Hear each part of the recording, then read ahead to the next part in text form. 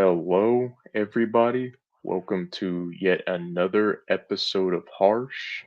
I am your host, Chris Myatt Jr., joined as always with my good friend and co host, Miss Carrie Wilson.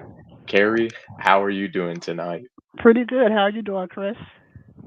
Pretty good. Been busy. How about Yeah. you? Busy too, but I'm glad to be back. I want to talk Same. to everybody and see what's been going on. I agree. Uh, so let's get straight into it. So, guys, in tonight's episode, we haven't dropped anything in a little bit, so to get our feet wet, I figured that tonight we could just kind of talk about some encouraging things. One of the things I'd really like to address is so some people have reached out to Carrie to try to set up some interviews, to be guests on our show. And I really want to encourage some of you guys to step up and tell your stories because the ultimate goal of this podcast is sometimes those heart-wrenching stories, the stories that some of us as sufferers we try to push back because it's just too painful to talk about. I think if we encourage each other to tell those truths, that is going to lead towards the ultimate goal, and the ultimate goal is to gain treatment. Again, we've talked about in past episodes, I'm even willing to admit I'm in my early to mid 20s, and even I don't think a cure is going to be in the very near future. I think forms of treatment will come up in the future, but I'm not 100% positive in a definite cure. And I really want to encourage you guys, especially on the Meebo, and even if Carrie, do you post any of this stuff on that Reddit forum? So I'm not on Reddit anymore. I actually got kicked off. but Oh yeah. I really just got mad at someone on Reddit.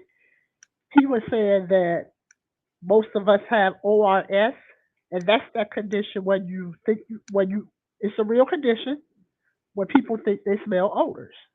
So it is a real condition. However, there are other symptoms other than them just smelling the odor. It's more. It really is more of like a. It could be like a mental condition that they're going through. So when he pushes that, I feel like he could be a doctor.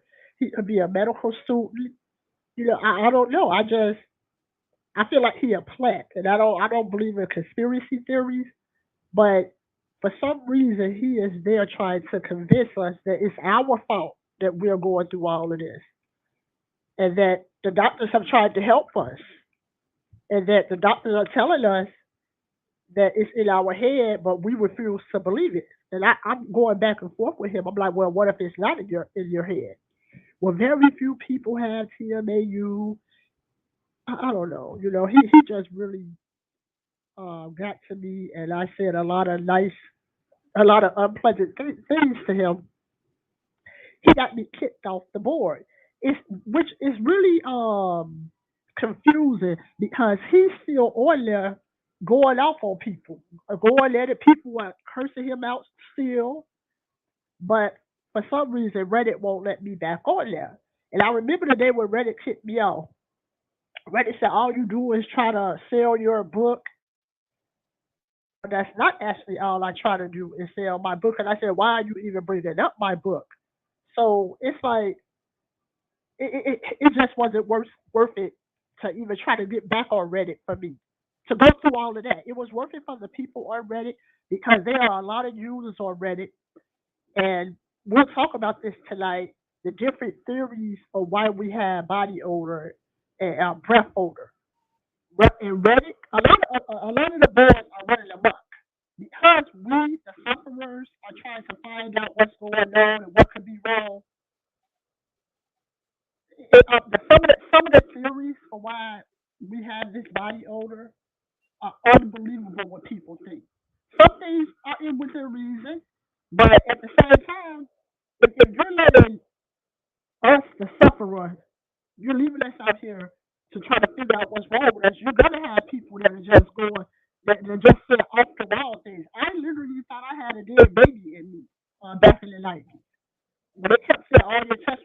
I'm like, well, could it be got pregnant and I lost the baby? And the doctor's like, well, no, you would be sick. You wouldn't just walk around with a dead baby in your body. Some of the Right. more better ones that I hear, like some people think that they took too many antibiotics and that's why they have it. The odor didn't start until after they had their antibiotics. I guess because there are different reasons why a person can have a body odor. Some of those people could be right. It could be related to their antibiotics. It could be related to something that they took. But I just know I was cured 10 times when I still had the body odor, but I was cured 10 times. Meaning 10 different times I took something that I thought cured me, but the odor always came back. I thought that I had like 4 different conditions, and so the thing that I hope that we can do here on Harsh and in general in the communities, the Mebo, YouTube, is to narrow down the reasons, the cause, what could it be for sufferers? Because you will take 10, 20 years out of your life. Oh, I got this, I got that. This'll work, that'll work. No, don't do that. I don't do it anymore because well, I had TMAU. I understand that, but I could be chasing a cure. I think that I have. I think that there are unknown elements to TMAU. I could be chasing that, but you have to be strategic. You have to have a plan, and because you're gonna just be all over the place, thinking that you have this and it was caused by this and this. Some people, I talk to people, they just straight up, oh yeah, I took too many antibiotics. That's what it is. I said, oh, so how do you cure that? You took too many antibiotics. How do you cure that? Well, I'm going to see this doctor, and um, they're gonna do this test. They're gonna do this test. So I said, oh, okay. I literally do people how my friend did me. The 10 times that I was cured, I had a really good friend that I met 20 years ago because she has TMAU. Whenever I would tell her that I was cured, she said, "Oh, okay, that's I'm good for you. Oh, I'm glad. I'm happy for you." She never once was like, "You're not cured. It's just you took something." She just kind of said, "Okay," and then after a couple of weeks, she would be like, if I started complaining about the odor again, she was like, "Oh, I thought you were cured."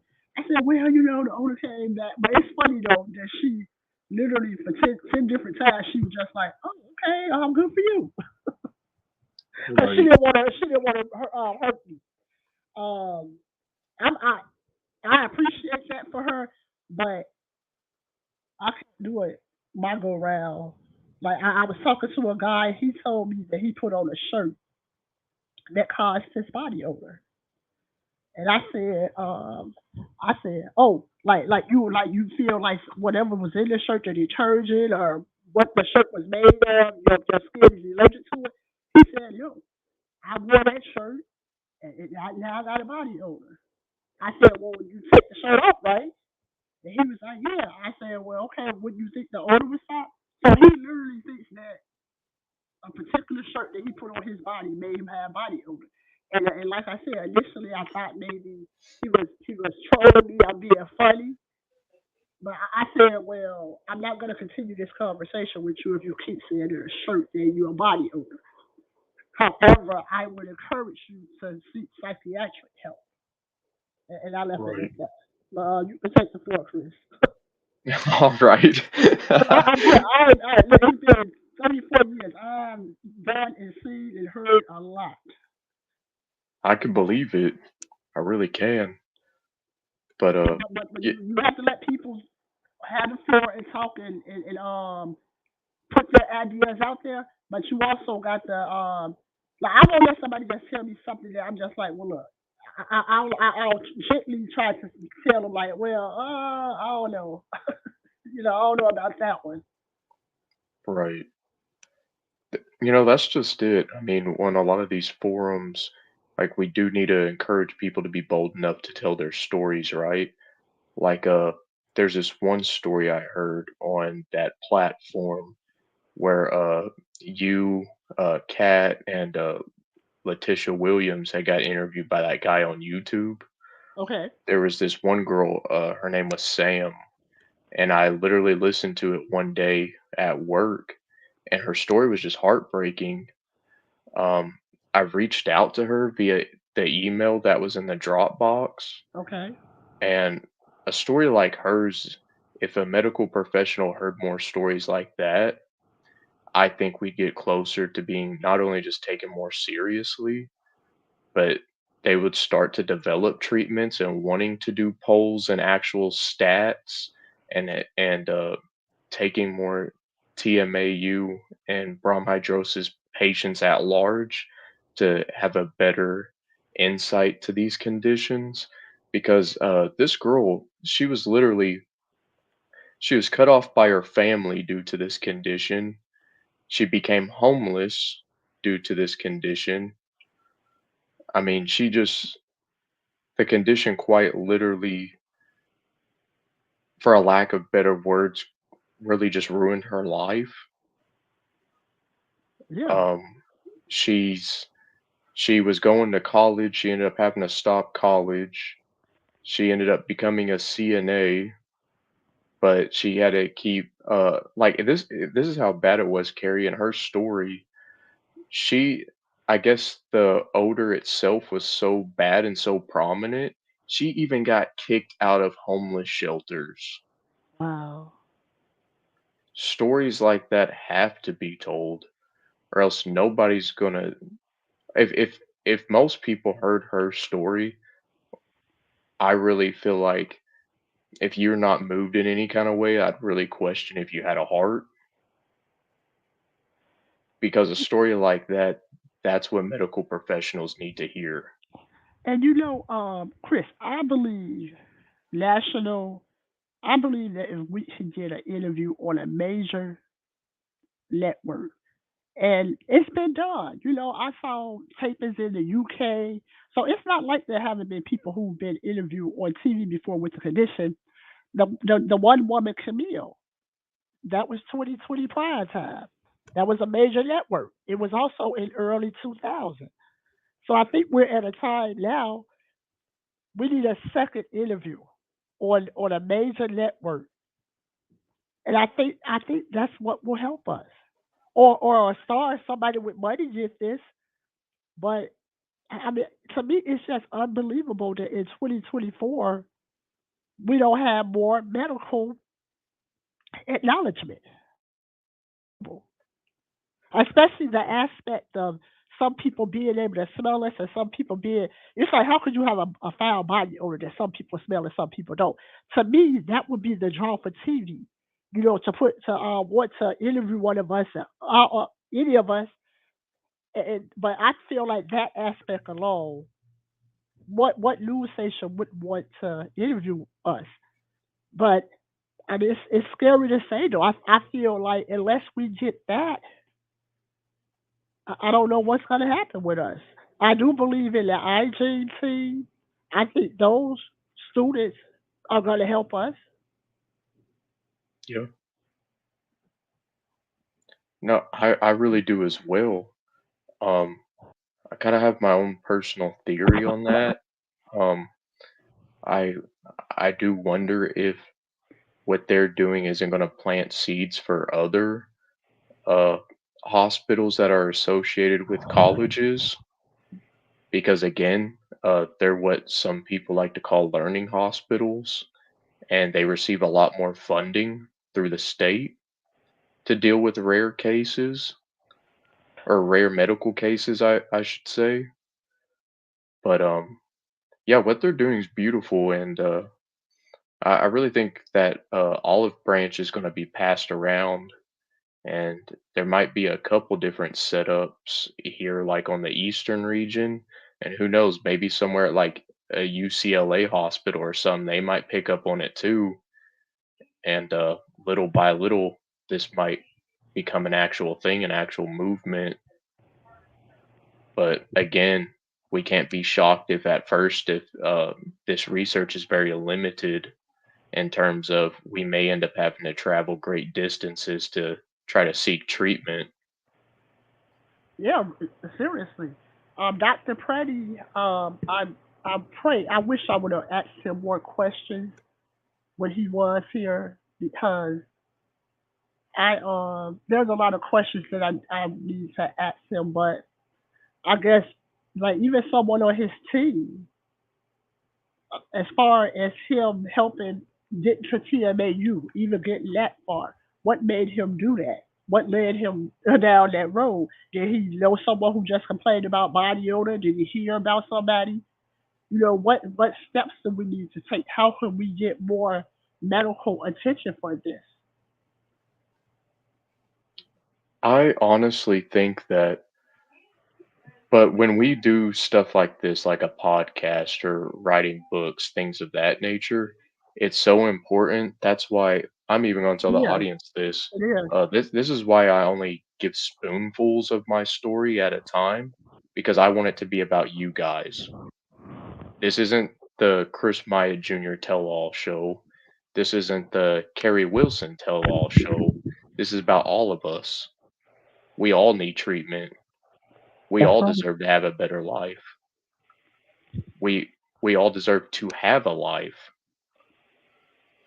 And things like this, that's the only thing that's going to push those boundaries a bit further.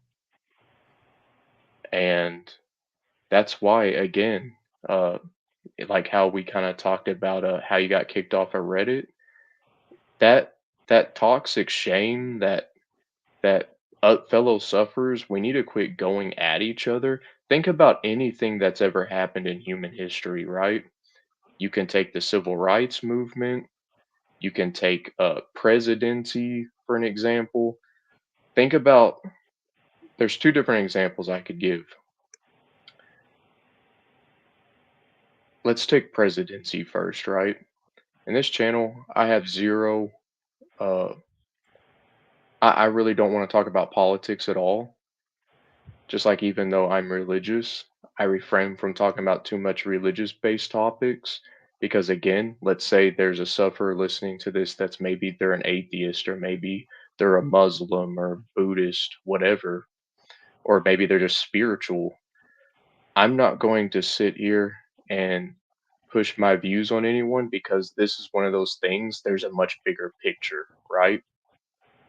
There's a bigger picture than just any one of us. It's all of us.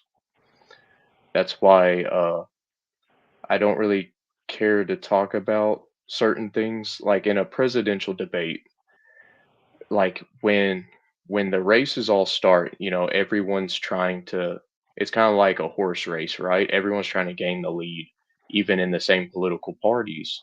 But then if you notice when it comes down towards the tail end of election, when there's the two electives per party, right? Everyone starts to back that person. They went from bashing them and attacking them to now they're all on one big stage together, right? One big team.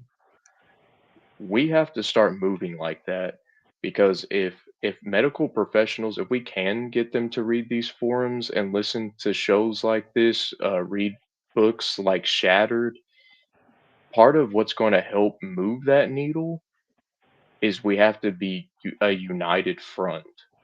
We don't all, it's like being a part of one big family, right? We all got those cousins we don't talk too much, but we're still family, right?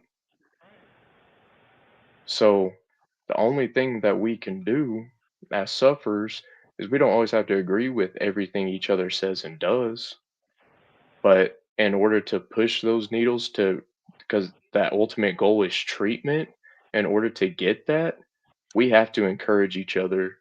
And part of encouragement is encouraging each other to be bold enough to tell those hard stories. Because those hard stories, that's what's going to get the people on the outside looking in to develop a stern gaze our way, and that's the only way we're ever gonna get treatment, that's the only way things are ever gonna move forward. Chris, you know, when I was about 17 years old, I think that's when my depression got really bad. You know, I just started becoming like suicidal and things like that. And my family says that I'm stuck in the 90s. They be like the way you dress, your hair. They make jokes say I'm stuck in the 90s, and I think because back then, once the condition started, I'm just kind of stuck there in that fashion in that time. That's when my life changed. So when sufferers say things that I may disagree with, or they or may say things that sufferers disagree with, I'm open to people talking to me and telling me anything. I try to respect the person's opinion and what they believe or whatever. But when I got it, most of the people that I had back and forth with, I almost feel like I'm protecting younger sufferers. When I was back then, when I was 17, I wanted to be cured so bad. I could only imagine if I started reading things. Oh, this worked. I will cure it. So I get mad when people say. I get upset when people say certain things because I feel like you have young, impressionable people minds reading this stuff, and you're telling like somebody was like, I think they either said we and take a bath and bleach. I think that's what she said. We can take a bath and bleach, and she sent me like a definition of it where people was like, oh yeah, you can take a bath and bleach. I've never ever in my life heard that you can take a bath and bleach. I've never ever in my life wanted to take a bath and bleach. But when I was younger, if I thought for a second that taking a bath and bleach to get rid of this odor, I would have done it. So I think that we have to be responsible. We have to be thoughtful, make sure do our due diligence, so that we're not just telling people. All of us, not I'm saying sufferers in general on the board, helping each other, giving that advice and things like that. I think we all just have to be do our due diligence and be careful with what we put out there. Because I hate trying to tell people to do stuff when they have to anything that's gonna go into their bloodstream. I'm not a doctor, you know. I don't want Right. to be telling you to do this. That's well, I stick to detoxing and food because that's what really works.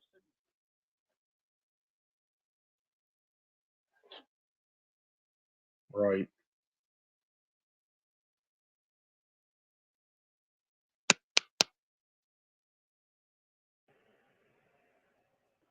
Okay, so yeah, I'm not a doctor, which is kind of funny though because doctors have failed us, so it's not like so like what would a doctor be able to do anyway, right?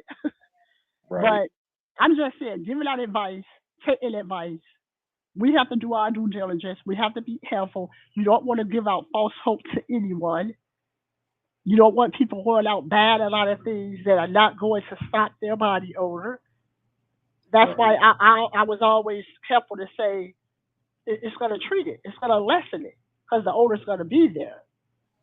But we do have to come together, work more together with each other. Like even Butlazar, the guy who I got into it with, who got me kicked off Reddit, me and him have actually had some exchanges where we were pretty good with each other when we weren't kind of going at it. But he'll always just kind of go back to ORS and delusion. We don't need to talk about that at all. That doesn't need to be a part of this conversation. And I questioned my own sanity at one time. Like, man, maybe the doctors are right. Maybe I really do. I'm imagining this. But then I go to work. I go into society.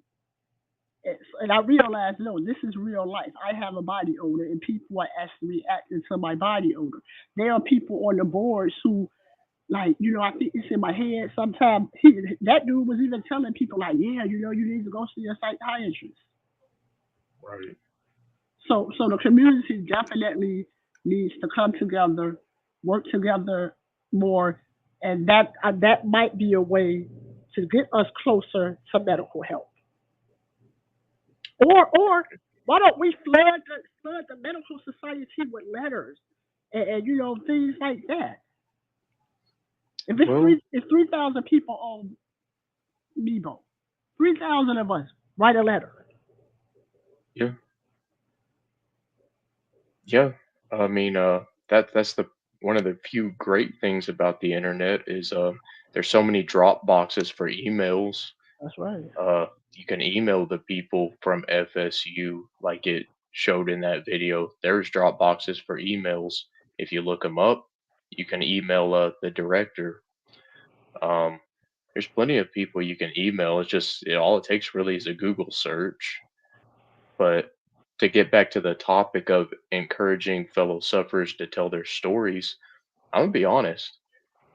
I don't like talking about certain things that I'm going through currently due Right. to the fact of from the surgeries of Right. removing those eccrine glands. You know, one of my biggest dreams was either to be a world champion in boxing or to be an archaeologist. Okay. I In all honesty, I don't want to be remembered as, excuse my French, but I don't really want it. I didn't grow up being like, yeah, I want to be remembered as the smells like shit guy. But unfortunately, if telling those stories, if that's going to be almost like a survival guide for someone else's life that's going to come up after mine, then I'm willing to talk about it. That's right. That's right. Because again, my story, what I originally meant by mine is a little bit different than some of you guys's, is I had a doctor that was willing to help me. Maybe it was more or less the quick fix route, Okay. but I mean, I do have a doctor that's interested in this case, and part of the reason why I'm willing to become a little vulnerable and tell those stories is because there are repercussions to trying to get the quick fixes. The only blessing in disguise is, again, in the future, since my eccrine glands became infected and became massive, I do think one of the symptoms to TMAU and some of these other conditions is probably bronchidrosis inadvertently. So then it kind of makes me wonder for future and fellow bronchidrosis sufferers if it really isn't TMAU or something, but bronchidrosis is actually just a symptom. Correct. So, Correct. you But I know, think PMAU and monomartrosis are related. They oh yeah, cousins. They are definitely cousins. yeah, You know. But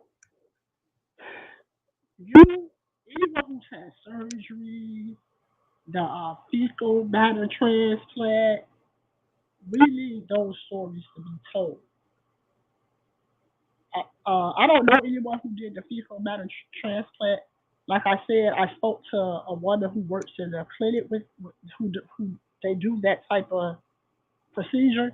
She said she was seeing someone for another reason, and he told her that the fecal matter transplant helped his body odor condition that he was having. So that's how I learned about that.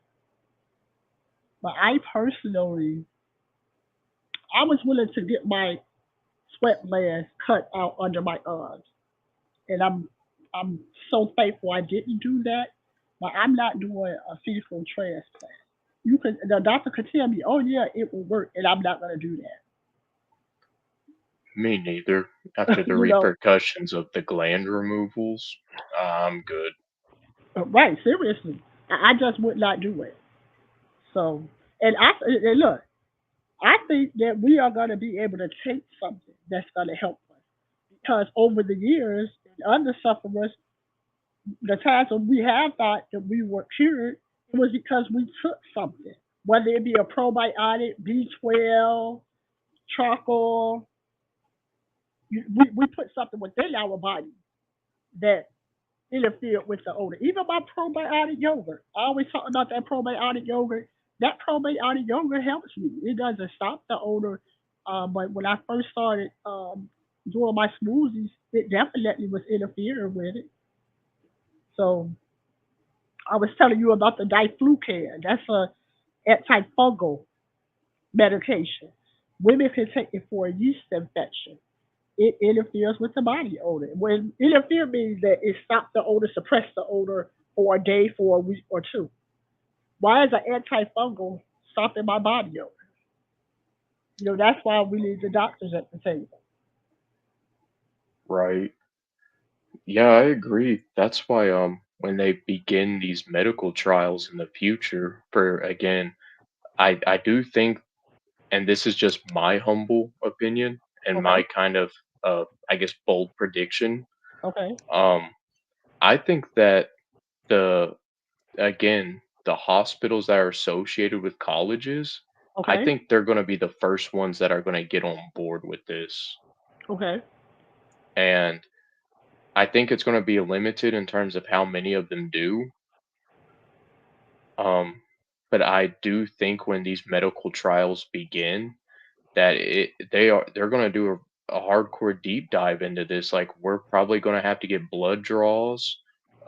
They're probably going to do genetic based testing on each of us, That's right. um, to see if this condition is related to any other conditions.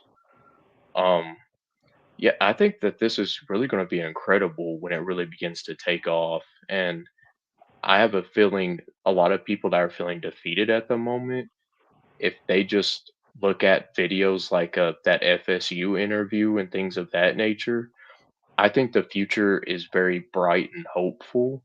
It's just a matter of we all got to encourage each other to march that march together. We all got to That's walk right. that walk together. That's right. And anytime you feel alone, go on these Meeple forums, go on those Reddit forums. We're not alone. That's true, Chris. That is true. Go on the Meebo, go on the forums and talk.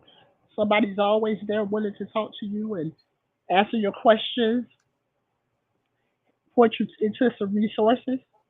And see that for me, when I say be an advocate for myself, because I felt so much for myself just kind of doing my own thing and searching and reading.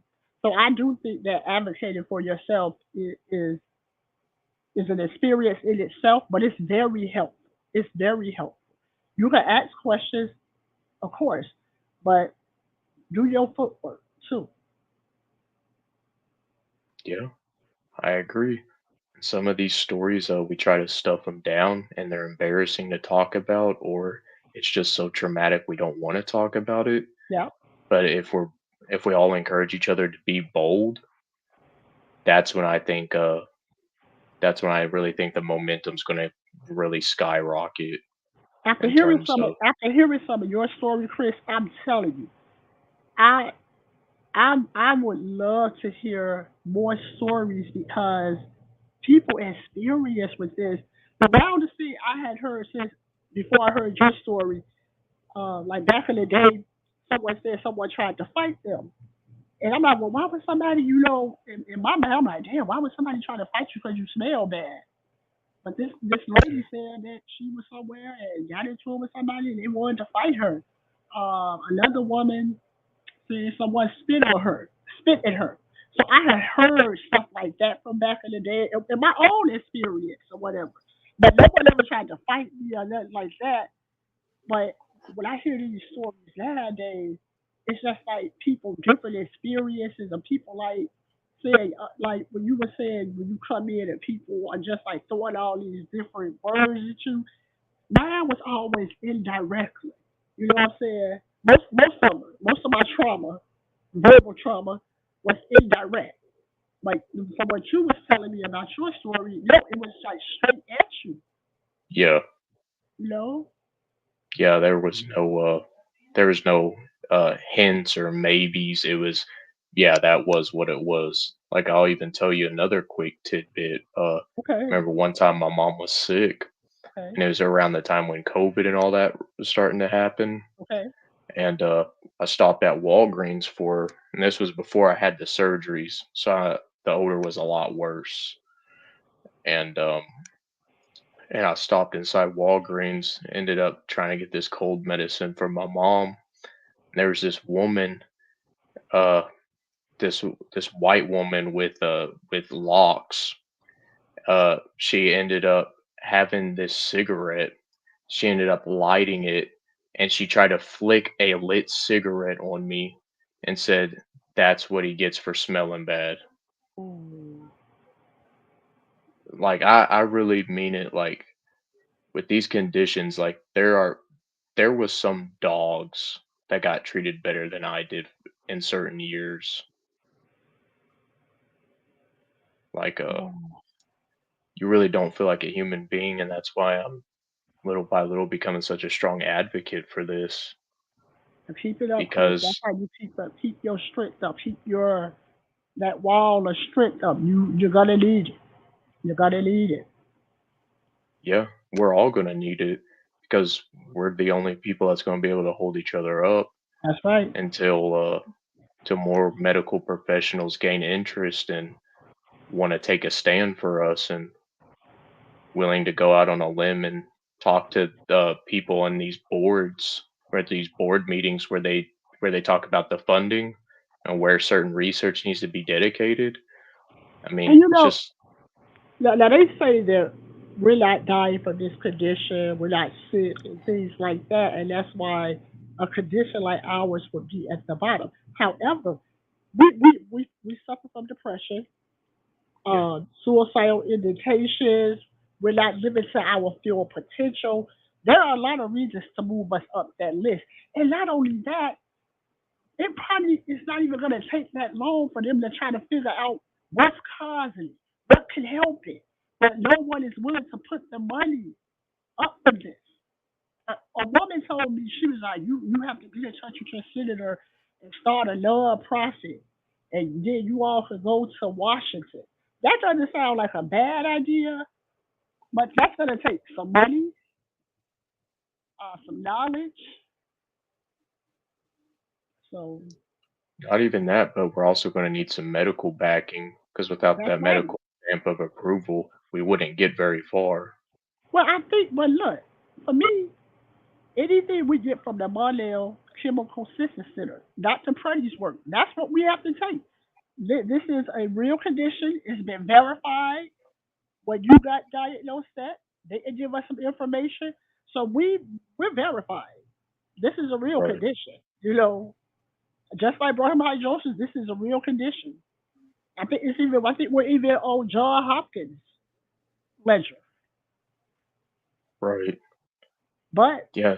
it's rare. They like 800,000 people in the United States. You know how small of a percentage that is? Fairly mild, but I have a feeling that there's a lot more. It's 100%. just 100%. that urine testing. I still think even if you don't test positive for the urine, I'm hoping that they furthered the genetic based testing because the only reason why I feel like more people's not popping up positive is because it's so expensive and Right. insurance doesn't recognize it. That's the thing with these conditions is insurance doesn't want to ever recognize it. There was times where due to these surgeries, my insurance didn't even want to give me pain pills. So I ended up having to recover the hard way. Or Chris, people thinking like you don't hear people tell stories. Oh, I knew someone in school that smelled bad like that, but we just thought that they didn't wash up. People that have this but never seek medical treatment just thinking that it's normal. That's just that's how they are. So this has been around for a long time. Oh yeah, I would agree. There's been ample amounts of times where, uh, with, without speaking about myself too much, being a guy, I've oftentimes I've been associated with being unhygienic, being gay, being trans, all these different things, right? It oftentimes makes me wonder, like, if you go back through time, what if someone wasn't falsely accused of these things?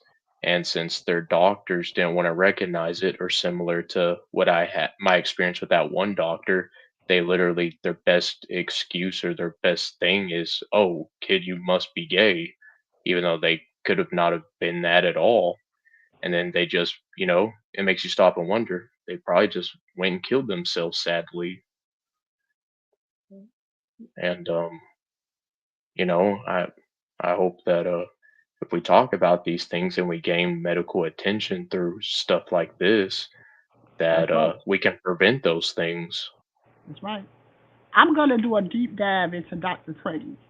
I'm gonna take some Okay. time this week. I am this week. I'm gonna take some time and do a deep dive into Dr. Clayton. I want to know what made him go to TMAU. I want to figure that out. I'm gonna write to Karen. I know Karen Okay. over there. Yeah, and I'm gonna find out what started it. How did he come about knowing about TMAU? What made him look into it? I want to know that. So I'll keep everyone posted on that. Okay. If there's anything else you want to add, Carrie, I think we could wrap up this episode. I think we pretty well talked about everything we wanted to. And yeah, I know we got some guests lined up. I got a few people that want to come on and talk about their stories. Um, since we're about to head into October, the first two people we got to get on the show is we got to do the Cat Part 2 interview, and we got to get Miss Letitia Williams on.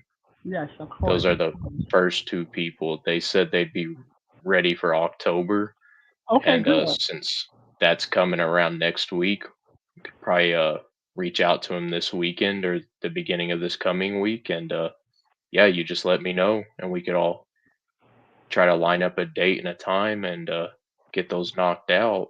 Sounds absolutely amazing. But yeah, in the future, you guys, the fans, the audience, anybody, if you guys want to leave a comment, and yeah, I think it'd be a great idea to dedicate an episode to Dr. George Preddy because you know, he's a pioneer for sure. He deserves all the credit. So I Right, think well, that'd be good. right. It's gonna be interesting to find out what made him start looking into somebody over. What happened? What led him to that? I want to know that for myself personally, but I think it's gonna help aid us in our fight to get the medical society to acknowledge us. I agree.